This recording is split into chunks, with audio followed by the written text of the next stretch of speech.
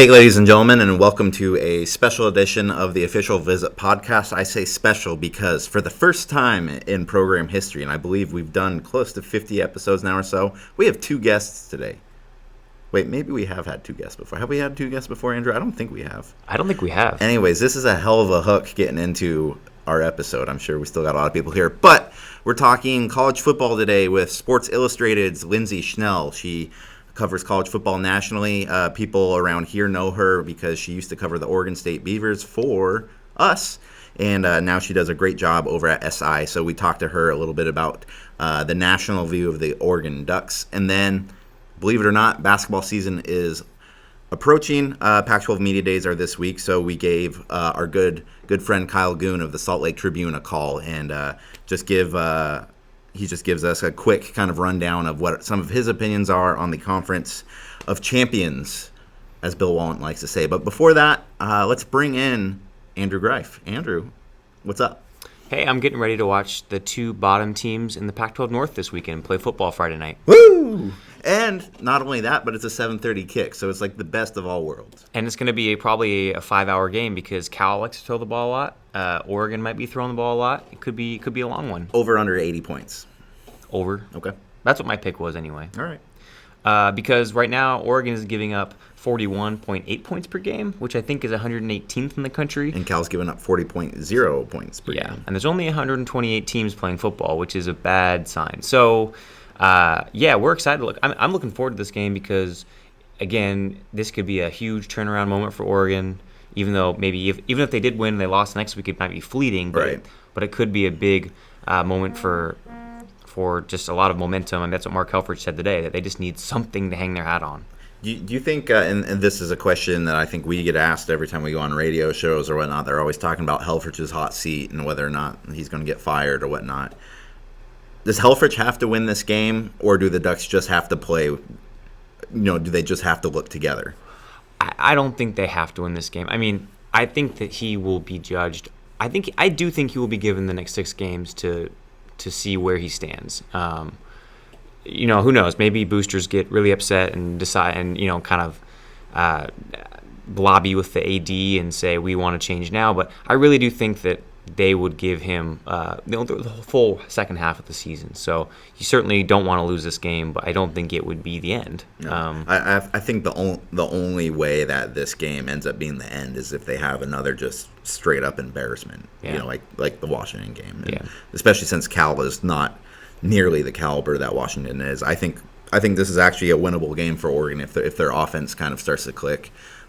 Justin Herbert going from the Washington defense to the Cal defense. It's kind of starting with your final exam and getting an open notes quiz. I am plagiarizing myself from my story I wrote yesterday. That's okay. Oh, I think that the other thing, if we're not talking to the most about Helfrich's job status, the other thing is the mood of the team in the locker room. Hey, what's the mood of the team, Andrew? Well, I'm here to tell you. It's hard to get. It's like taking a pulse and you're not quite sure how to do it. It's like, that's a terrible analogy, but No, I want you to run with it. It's like you're an untrained nurse and you're. So I've just been asking around, and like some guys will say, no, I think we're pretty united. The bye week was good for us. We just kind of hung out and licked our wounds. I talked to Farrell Brown, though, yesterday, and he was like saying again that, he doesn't think all the players, he said specifically young players, are fully bought in to what the coaches are saying. Yeah. They need to respect the process. So, and today we couldn't talk to Cameron Hunt, who had famously said after the Washington game that 30 to 40% of the team didn't care if they won or lost. So it's hard to get a read of how focused the team really is. Yeah. By the way, if you're listening to this and you hadn't seen it yet, go on Oregon Live and check out Andrew's story on Farrell Brown. I think it's kind of one of the more interesting pieces we've had on the site in a while, just because of the kind of conflicting nature of kind of calling out your coach, but then I wouldn't say he's backpedaling, but he kind of just gives, I think, answers that can be left open to interpretation. Yeah.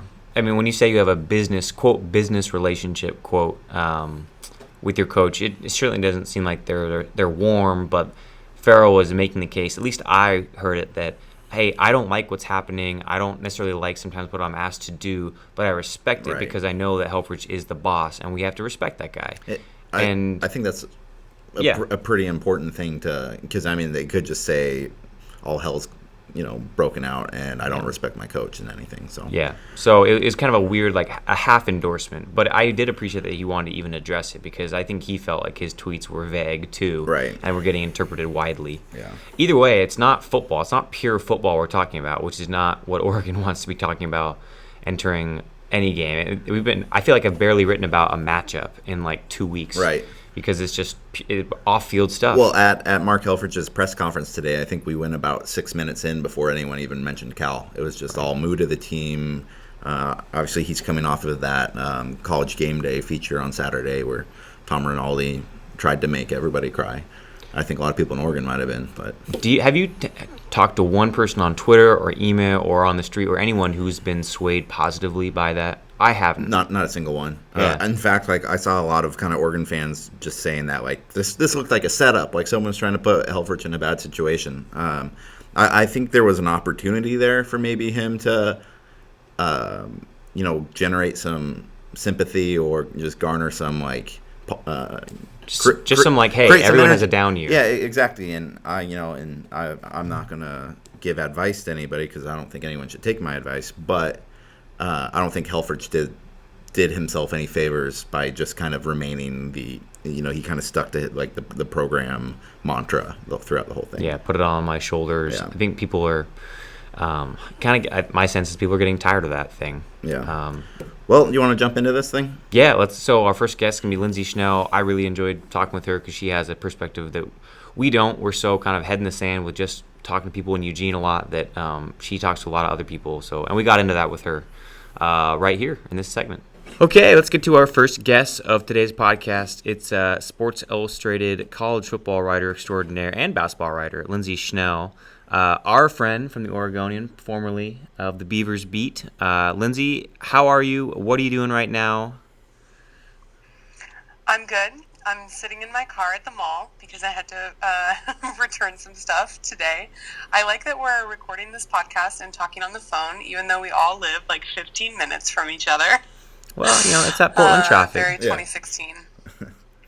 Well, thank you for coming on with short notice. I think Tyson and I, we're curious about your perspective because you live here in Oregon, but you report nationally, and I kind of wonder if people you talk with, whether it's coaches or players who are not even in the Pac-12, kind of ask you because of where you live, like, what's going on with Oregon? Is that actually a thing that happens?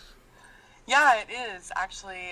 In the past few weeks, I've had a few different conversations. When they lost to Colorado, I was on the phone the next day with a few different coaches in the Midwest and East, and some of them I know, and we're like, whoa, what's going on with the Ducks? And at least one other one, when I was talking to him, he asked me where I lived. I said Portland, and he's like, oh, did you go to Oregon? And I said no, and he's like, so do you have any insight on what the heck is wrong with them?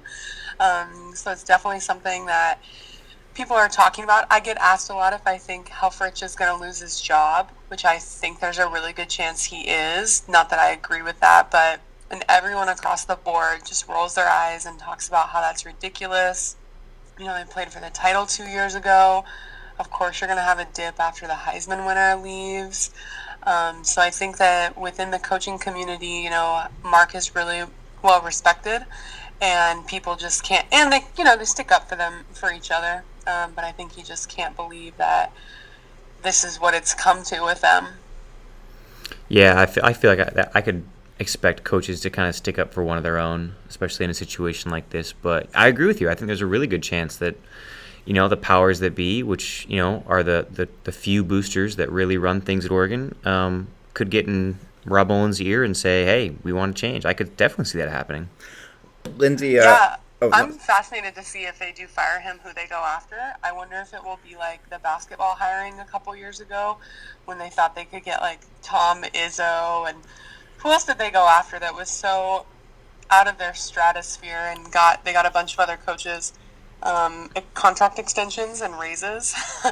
If the same thing would happen with football. Yeah, that's a good point. What do you think Oregon's kind of sway nationally is? Is like, do you think this is a program that has the ability to go out and get a top level coach right now? No, especially because LSU is open. There's a good chance Texas is going to come open. There's talk that USC is going to come open. Those are all better jobs. And outside of Tom Herman, who's definitely not taking the Oregon job, I'm not sure who the hot names are going to be. And also, I know that people don't want to hear this because, look, they have incredible facilities, but a lot of places do now. And they have awesome uniforms, but a lot of places do. But the one thing that the Ducks don't have that a lot of other schools do, and certainly the three I just named do, is a natural recruiting base, like within the state. You can only get a few players from Oregon and really from the Northwest for your roster. You have to go recruit in California a ton, which they've obviously done a good job of. And I think, we always hear Oregon's a national brand and they can go into Texas and they can go into Florida. But it's just it's a much harder place to recruit to than people realize because of those things. So, and I don't think that, when Chip was there and they were the only ones running this tempo, or one of the few, they had such an edge. But now what they do isn't that special. So I'm not sure that it's as cool as it was 5 years ago. That's actually what when I talked to the tight end Farrell Brown on Monday about some of his tweets he sent over the weekend, that some took to be questioning the offense and why can't we run the offense like Chip used to do it. And I asked him, like, what was that tweet about? And he said that he was watching the Ole Miss game and he was like upset. He said he was pissed. That was his word, because he saw Ole Miss running this extremely fast tempo, and he said, we started that at Oregon, and like, I am upset that we aren't, still leading the country in that way. Like, we need to get back to that. So I think that your point about Oregon, what they did that was so cutting edge or unique, is definitely, I mean, this is no secret, but it's definitely they're not at the forefront of either of those kind of innovations anymore. What's interesting to me, though, during the preseason, we always do in our magazine previews, we get an assistant coach's take, like from a different team. And I usually wind up talking to a few assistants, and like I only use one, but I'm just curious to hear what other people have to say. And everyone agreed that, what they do now isn't special, it isn't unique. But going into the season, I think a reputation Oregon still had is, but they still set the tone in terms of the pace. They're still going faster than everyone else. And I wonder if that's fallen off now also, like in addition to other people doing it, Oregon's not doing it as quickly. That's interesting to hear. People just don't understand that everyone catches up, right? And like, that's not Chip's offense. Like, Rich Rod invented the zone read. Like, there's so many stories about how that happened when he was coaching at a smaller school, I think, back in Virginia. And when the Ducks beat them the first time, that Arizona game was the first one a Thursday night. I don't remember. I think so. If that was a Thursday night. But I remember afterward, Rich Rod saying, this is what we do every day in practice. This isn't hard for us to defend. And now everyone else is like that. It's a lot harder.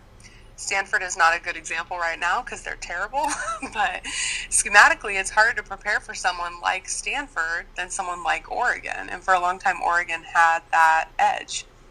So a couple weeks ago, John Canzano, our columnist, who obviously very well, on his radio show he had Softy from the Seattle area, and they were talking about kind of the fall of the Ducks.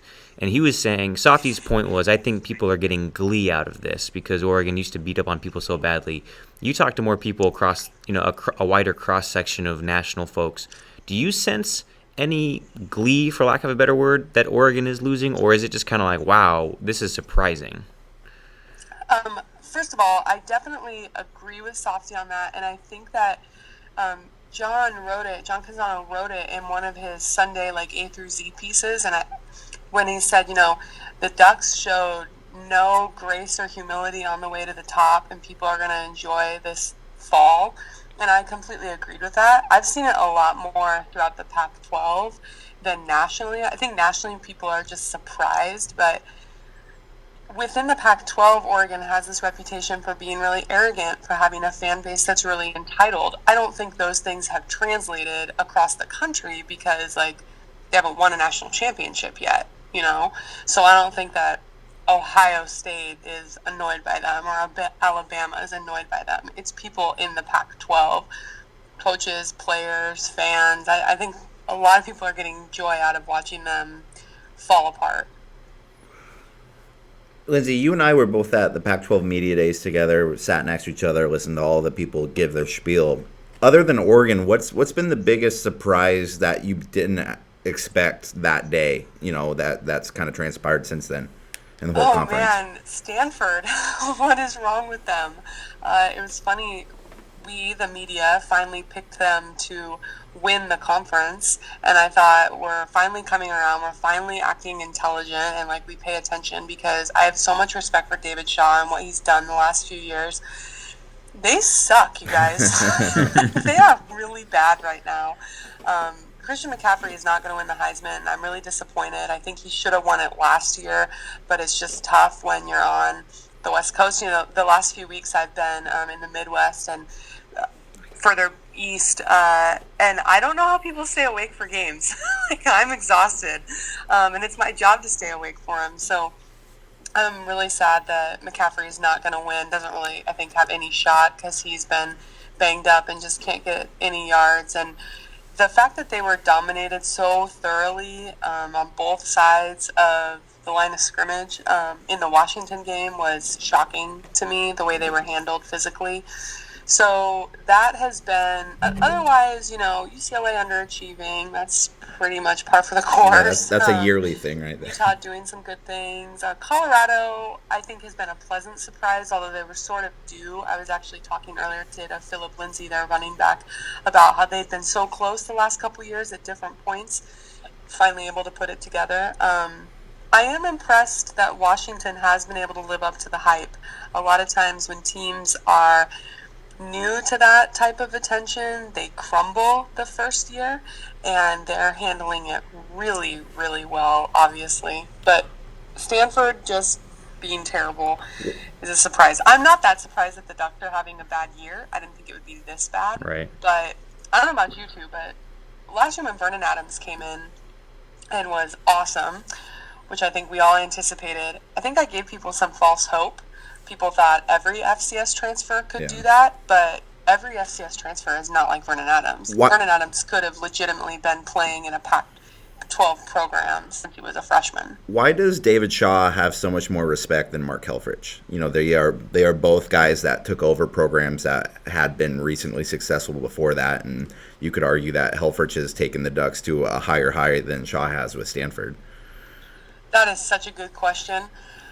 I don't know. The only thing I can think is that, Chip was the one who installed everything, and when Helfrich was the offensive coordinator, I never believed for 1 second that he really had any say in what was going on. It was Chip's offense. They were doing what Chip wanted all the time. He could veto any call he wanted. And I think, too, that whenever you have, Mariota was... I agree with our friend Aaron Fentress that if you're gonna blame Helfrich for the quarterback situation right now, you need to give him some credit for developing Marcus. He couldn't, he played a role in all the quarterbacks.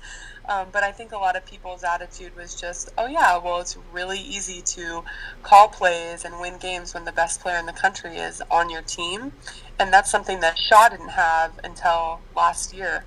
That's the only thing I can think of. I do think, too, that we don't really know anything about Helfrich. He doesn't really talk that much. I mean, certainly he answers questions, but he doesn't really ever show, I don't want to say humanity. That feels like too mean a word, but he's not a sociopath. Seems a lot more accessible, and so I think people have a little bit better idea of who he is and what he's about and the things that he's carried over in that program. Whereas with Mark, we're just not sure. Right. Yeah, that was the last thing before we cut you loose. I just wanted to ask you, because we introduced you as the former Beavers writer, but you covered the Ducks during the 2010 run of the title game. Helfrich was the OC then. Do you, in your interactions with him then versus now, does he come off to you different in the way he handles media, or at least talks with you? Does he seem more closed off? Because I never knew him before he was head coach. I don't know about closed off, but I've certainly seen him in environments where he has not been at Oregon. He just seems a lot more personable. Last year, 2 years ago, at spring meetings in Phoenix, I ran into him and Chris Peterson. They were actually eating breakfast, and I stopped by and talked to them for a while. And Helfrich was so normal, that's what I can describe it, and really fun to talk to, and asking me how my spring was going and what I had been up to. Kind of my lasting memory of Mark was when he was offensive coordinator. His wife, Megan, used to bring their kids, Max and Maggie, over to practice almost every day.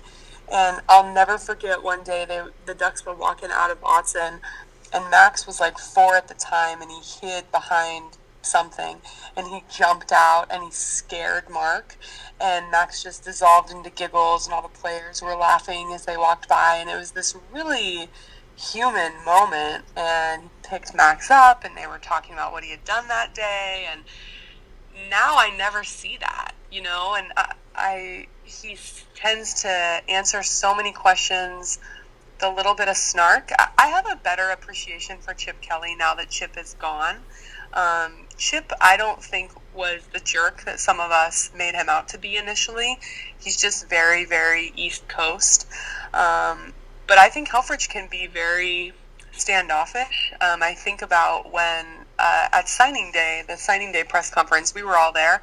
I think I was sitting next to Tyson, and one of us asked Mark something about the quarterback situation, because they weren't signing good quarterbacks and they were in a bad situation, and Helfrich was really dismissive of the question, and the only people that think quarterback is an issue within our program are in this room, and it's you guys, and borderline accusatory, I thought. And I was like, it's not just us, Mark. Look around the country. You guys have had so much success, and you can't get a good quarterback. Now, I think it's really, really hard to recruit that position in this day and age, because if kids aren't worshipped from the time they walk on campus, they transfer. But it's a mess, and he wouldn't even acknowledge it. And I wonder, I covered Oregon State for a long time, and I was there when Craig Robinson was there. And no one in the department liked Craig Robinson. And there was a lot of talk about, when he starts losing, who's going to go to bat for him behind closed doors. And certainly Mark is not in that category in terms of, I do think that he's liked, and obviously he has had a lot of success. But I have wondered that, who's going to go to bat for him behind closed doors, because I'm not sure that we really know what he's about. Well, why don't you tell us a little bit about your stuff? What's the latest thing you've been working on for Sports Illustrated, Lindsay, and where can people find it? So I write a weekly walk-on series called The Walk-On, the Wednesday Walk-On, because I like alliteration. This week it will be about Chad Hansen, a receiver the Ducks are going to have to try to stop. They play Friday night, right? Friday night in Berkeley. 7:30 ESPN. So also wrote a really fun piece earlier this year on Luke Falk from Washington State, another former walk-on. I'm happy that he's finally, that Washington State's playing well and having some success, because I was really excited about that story. And then the big project that I just finished was a piece on the Red River rivalry. Texas OU did an oral history of the 100+ years of the rivalry, and talked to everyone you can imagine: Barry Switzer, Edith Royal, Daryl Royal's wife, Adrian Peterson, Mac Brown, a bunch of other older rock stars, former All-Americans from both sides. And we did a written version, but we did a podcast so you can hear all that. So you can go to The Narrative, which is SI's storytelling podcast, and find that. It's called Crimson and Burnt Orange. Or it might be Burnt Orange and Crimson. I'm not sure which one is first. Well, I would absolutely direct people to follow your work, because you are now a first-place winning Football Writers Association of America columnist. So go follow Lindsay, read everything she writes. Thank you for that plug, Andrew. And records. You know, because you also won a first-place award last year or the year before, What? That when you win, you get a commemorative football. Sadly, that does not go with the decor of my house. That sounds really so cool, I'm not sure guys. where I'm going to put it. That sounds real cool. Can we play catch sometimes? Lindsay, we really appreciate it. You came on very short notice. Thank you for the perspective so much. And now we'd like to welcome on Kyle Goon of the Salt Lake is it Salt Lake City Tribune or just Salt Lake Tribune? We should have got that. Oh, good grief. We should probably You're going to do a Canzano on me right now? It's just the Salt Lake Tribune. Yeah, I was on John's show last week, and he said Salt Lake City Tribune. Yeah. Probably before our producer corrected it, because he changed it. It's just Salt Lake Tribune. Anyways, we got Kyle Goon from the Salt Lake Tribune on to talk 5 good minutes of Pac-12 basketball. We'll be seeing Kyle here in a couple of days at the Pac-12 Basketball Media Day in beautiful San Francisco. Kyle, is Oregon going to win this thing? Yeah, I mean, I tend to think yes. I mean, it's kind of tough because the Pac-12 has kind of become this beast that every year there's probably 3 or 4 teams that are going to contend that you just don't know what they look like. I mean, UCLA and Arizona and to an extent Cal, you just aren't quite sure what the look of those teams are going to be. And maybe the best player in the Pac-12 it might be coming in at Washington. So it's hard to say, but if from the outset, I mean, if you just look at straight up pieces, everything that Oregon brings back and everything they bring in are just really good players. And you guys would know better than I the status of Dylan Brooks and what's the deal with his injury. But I mean, the way that Oregon dominated Utah last year in 3 straight meetings too, just impressed the heck out of me. I think they have really great defensive post players. They have really great scorers, and they have the pieces from the outset. If you look at it, they can get it done. When the preseason rankings are released on Friday, I'm anticipating probably Oregon 1, Arizona 2, and then you could probably reshuffle any of these teams like 3 through 5 between UCLA, Cal, potentially USC. I think a big unknown is kind of Utah because obviously the Utes lost a really big piece last year in Pirtle. But this is a program that has been very, very consistent over the last 3-4 years or so. What's the outlook of the Utes right now? And is this a rebuilding year for them, or can they actually be competitive this season? Yeah, I mean, Utah is actually one of those teams. Right now, I kind of have them in the middle of my deck. I think I picked them 7th in the Pac-12, and a lot of that is because, I'm not 100% sure what they have. They have 12 players on the roster who didn't play for the team last year, who didn't suit up for the team last year. So that's a couple. It's a staggering number. And they've had 6 transfers out of the program, guys who kind of saw the writing on the wall or didn't work out for whatever reason. So the biggest pieces they have back are Kyle Kuzma, who was sort of a 10-point per game player type last year and is expected to kind of take a step up at forward this year, and then Lorenzo Bonham, who sort of a boomer bust, also 10 points per game, but it usually felt like 20 or 0, like one of those players. So, he's got to find some more consistency, but he's really one of the most explosive players in the conference, one of the fastest players in the conference. And then around those guys, they have a variety of guys who are either redshirting, transferring in, or just signing in for the first time. So they're very young from a scheme perspective. I mean, this non-conference season, it's a weak schedule, but it's going to be a little bumpy for them, I think. So they have some good size. They have some interesting prospects, but, again, we just don't really know what those guys are yet. Okay, let's do a couple quick rapid-fire questions. Conference MVP? I think I'm hedged between Ivan Robb of Cal and Markelle Fultz of Washington. Everything I've heard about Fultz, that he's a once-in-a-generation type talent, but also I think Robb, just with some of the big guys who moved out of the conference last year, he could be a potentially dominant force in the conference. If Oregon and Arizona falter, who's representing the Pac-12? I'm going to go with Cal. I think they're almost underrated just because of the way they performed in the tournament. And I think they've kind of got things going there in third year of coach there, and I really think that they are kind of scrappy. They weren't always great at scoring last year, but they got a great player. And the last one we'll get you. And the last one we'll get you out on here with is this the year that Alford's actually do anything at UCLA?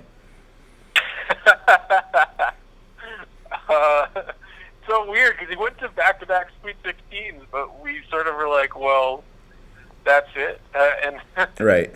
It is so weird what he has and hasn't done there. I don't know. I know they have a good player coming in, Lonzo Ball, but again, they lost a lot of talent.